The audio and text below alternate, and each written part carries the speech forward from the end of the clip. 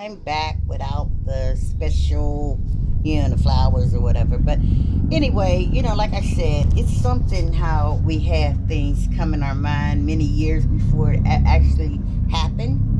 And that's what happened to me. I decided it was like 1998. I got my first computer, the old time computers, and I was in my room and I was so happy to have it. And I want to write a story. And so I remember, I said, I'm going to write about my three sons. And I remember when my son Harriet came home that evening, he said, Mom, what you mean you writing a story about your three sons? What kind of story you writing? But I don't believe I ever got finished with it. All I knew, I had a real desire to write a story, and I wanted to name it My Three Sons, because I had three sons. And like I said, as the time went on, the way life went, I no longer have three sons. I lost all three of my sons in 11 years' time between the year of 2001 and 2012. They all was teenagers. Nobody reached the age of 20.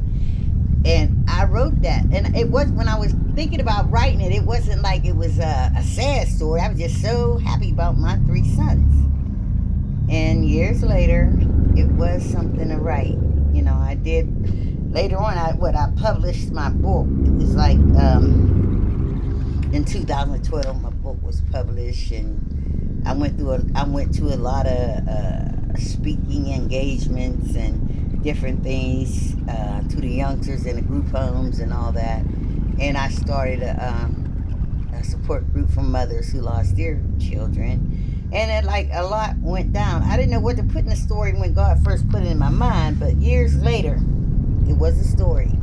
And I named it Unexpected Events, because that exactly what it was to my life. Unexpected, very unexpected, because we as grown-ups always think that our children are going to bury us. But for myself and many others, it didn't go that way. So it just, that thought came to my mind, because sometimes something very long ago could come so fresh in your mind, front and center. And that's why I jumped on here, because that's deep. I thought about that. That's deep.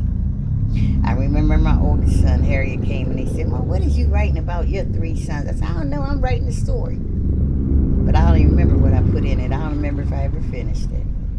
But as the years passed and went by, like I said, I did write a story. It took me 10 years to write the book, what I wrote. I started writing after, because my son, Harry Ellis Ray, hardcore, he was murdered 2001. And also 5 months and 17 days later, my nephew was murdered, actually. So I was feeling so much inside emotions. I began to write, and that's how the story started. But as I wrote, a little while later, I felt like, oh, I can't write no story, and I just pushed it aside. Then in 2006, when my second son was murdered, James Philip Jones, when he was murdered, I began to pull that out again, and I start writing again, because with all of my memories of us and emotions and what happened to him, I had to get it out. Writing is a therapy for me. I don't know about anybody else, but I started to write, and I said, okay, I'm going to write this story. Well, I went on for probably a year or so, but I said, man, I felt like when James was murdered, I said, okay, I'm going to finish this story. But no, as I kept on writing and adding the chapters and everything, but I didn't have the spirit of completion. I felt like, no, the story ain't over. I wanted to just hurry up and end it, but no. In my spirit, I felt like, no, I can't end it now. I didn't feel it. I didn't feel like it was over. Well, of course, I put it away again for several years. And then when my third son was murdered, shortly after that, I pulled out those notes. I thank God that I saved my writings, and I pulled out and I started writing just like I did the first and second time, and it was completed, and I named it Unexpected Events. That's what God gave me to name it, you know, because it definitely was unexpected event. It definitely is an unexpected event, especially when we lose our child to violence. Sometimes I think like if my children were sick, I would have been, kind of more ready, because I know they sick or they got a chronic illness and they're going to pass away. But nah, on March the 11th, 2001, my son Harry was full of life that morning, you know. On December the 11th, 2005, my son James was full of life. And on April the 16th, 2012, my son Dawn was full of life. But that was in the morning.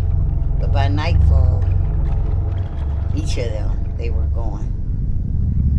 And I'll never forget it. So that was my story. I believe God put it in my heart, but he didn't press it hard. But God knew what was going to happen. God always knows what's going to happen. Some things make us happy, some things make us sad, But God knew what I was going to face. And I thank God that it was in the darkest time of my life. It happened all after that darkest time of my life. I have had my share of life. I think back about all the different things, and I think I done had, I don't know how many times, I think I done lived more than once, really. I got so much in my life that I went through and I had to acknowledge and I know, and I feel like if I would pass away today, I done lived life several times, But I wanted to share that with y'all because the grief process, and I'm only telling you what I know. I don't know everything, but that grief process can pop up at any time. It throws thoughts in your mind, and God how it does. And I don't ignore it.